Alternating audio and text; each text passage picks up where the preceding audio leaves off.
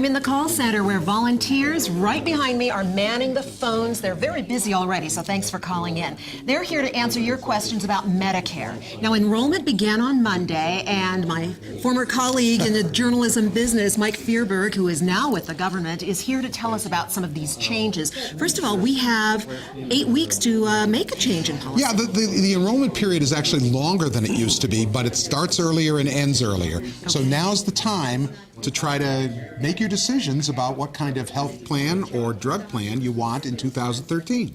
Now, I haven't been studying this, Mike, but I can tell you from personal recollection that this is one of the busiest call centers we do all year long because people always have questions about this. What are they anxious to find out about? Well, you know, the most important thing to determine is whether you want to keep the plan you have now or change to another one, because if you're going to change, now's the time.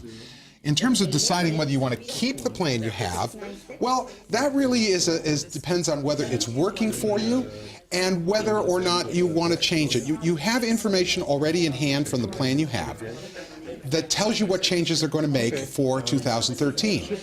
If they're raising the premium, you might want to look for another plan. If they're no longer going to cover your drugs next year, you almost certainly want to look for another plan. And the fact is that most people are not in the plan that saves them the most money. So doing a little comparison shopping now is going to save you some money, maybe a lot of money next year. So what are the specific changes this year? You know, the biggest change is how we are encouraging people to enroll in higher quality plans.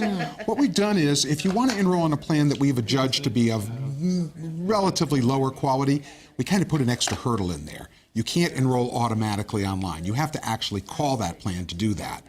But other than that, it's the plans themselves that have changed from one year to the next. That's the most important change that people need to be aware of. All right, so if you have any questions, any qualms at all, you want to call this number, 303-832-2557. Mike Fierberg is here with all of these wonderful volunteers, but they're only here until noon. If you can't get through because of the high volume, you can see how busy we are. Leave a message and they will be getting back to you. Right now, we're going to send it back to Dale.